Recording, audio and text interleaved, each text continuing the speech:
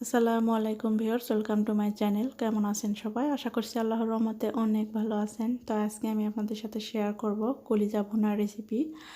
আর এই কলিজা পরিষ্কার করা থেকে রান্না করা পর্যন্ত পুরোটাই এই ভিডিওতে থাকছে। তো পুরো ভিডিওটা দেখার অনুরোধ রইল। ভিডিওটি যদি ভালো লাগে প্লিজ একটা লাইক দিয়ে দেবেন। আর যারা আমার চ্যানেলে নতুন আছেন তাদেরকে অনুরোধ করছি আমার চ্যানেলটিকে সাবস্ক্রাইব করার আর পাশে থাকা বেল আইকনটি প্রেস করে রাখবেন। এখানে আমি 1 কেজি কলিজা নিয়েছি। আর এটা হচ্ছে খাসির কলিজা। কলিজাটা আমি পানি দিয়ে ভালো করে পরিষ্কার করে নিয়েছি। এখন চুলে একটা প্যান বসিয়ে আমি পর্যাপ্ত পরিমাণ পানি দিয়েছি, পানিটা গরম করে নিয়েছি। আর পানিটা গরম হয়ে গেছে, এখন কলিজাগুলো আমি ওই পানিতে দিয়ে দিলাম। এখন দেখতে পারবেন যে কলিজা থেকে কত ময়লা বেরিয়ে আসে। তো এভাবে কিন্তু অনেকেরই অজানা আছে যে এইভাবে গরম পানি দিয়ে কলিজা পরিষ্কার না করে রান্না করে খেয়ে থাকেন। আর এইভাবে যদি রান্না করে খেয়ে থাকেন তাহলে বুঝতে পারবেন যে কত ময়লা খেয়ে ফেলেছেন। তো দেখতে পাচ্ছেন উপরে কিন্তু যত ময়লা আছে সব বেরিয়ে এসেছে কলিজা থেকে। কলিজার ভিতরে যত রক্ত ময়লা আছে সব বেরিয়ে এসেছে, উপরে ভেসে উঠেছে। তো 10 মিনিট আমি কলিজাটা এভাবে গরম পানিতে জাল দিয়ে এখন পানি থেকে সেকে তুলে নেব। তো পানি থেকে তুলে নিয়েছি। আর এখন দেখতে পারবেন যে কলিজার গায়ে একটা স্কিন আছে কাগজের মতো, দেখতে পাচ্ছেন। তো আমি এই স্কিনটাকে তুলে নিচ্ছি।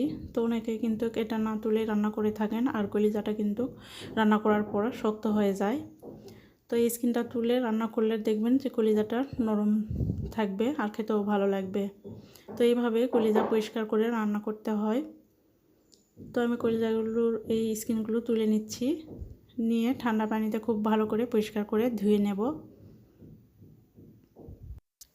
এখন চুলায় একটা প্যান বসিয়ে দিয়েছি। আর প্যানটা গরম হলে এখানে দিয়ে দিচ্ছি 1/3 কাপ রান্নার তেল।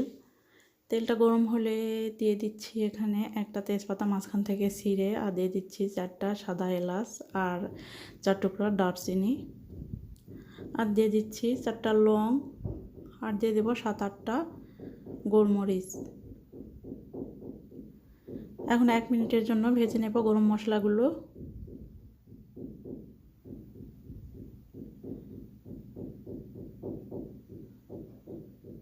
তো 1 মিনিট আমি ভেজে নিয়েছি গরম মশলাগুলো। এখন এখানে পেঁয়াজ কুচি দিয়ে দেব 1 কাপ।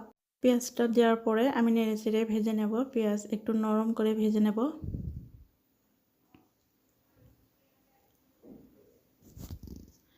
এখানে একটা কালো এলাচ দিয়ে দিলাম। তো পেঁয়াজটা একটু নরম করে ভেজে নিয়ে আমি এখানে অ্যাড করে দিচ্ছি এখন আদা রসুন বাটা। 1.5 চা চামচ দিয়ে দিচ্ছি রসুন বাটা, আর 1.5 চা চামচ দিয়ে দিচ্ছি আদা বাটা। তো আদা রসুন বাটার যে একটা এক্সট্রা গন্ধ আছে ওটা একটু নেড়ে চেড়ে ভেজে নিচ্ছি পেঁয়াজের সঙ্গে, তাহলে ওই গন্ধটা চলে যাবে।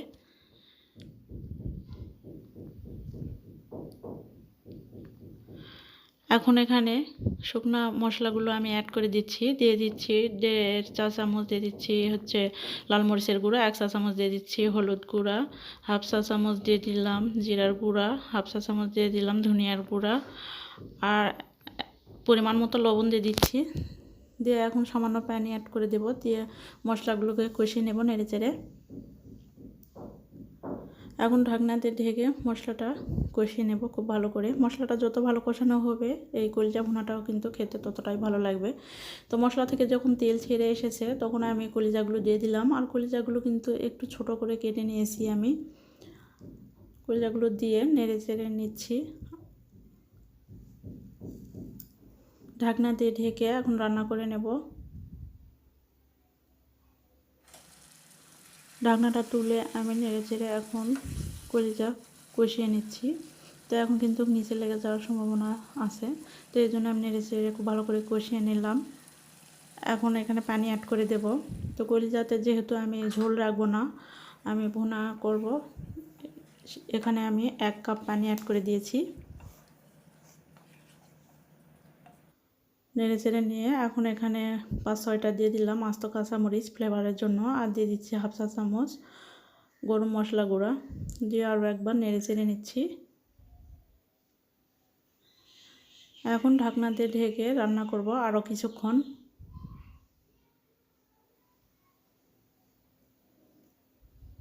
তো তো কিছুক্ষণ পর আমি একবার নেড়ে চেড়ে নিচ্ছি। আর এভাবে নেড়ে চেড়ে আমি পানিটা টেনে যাওয়া পর্যন্ত কলিজা কষিয়ে নেব খুব ভালো করে।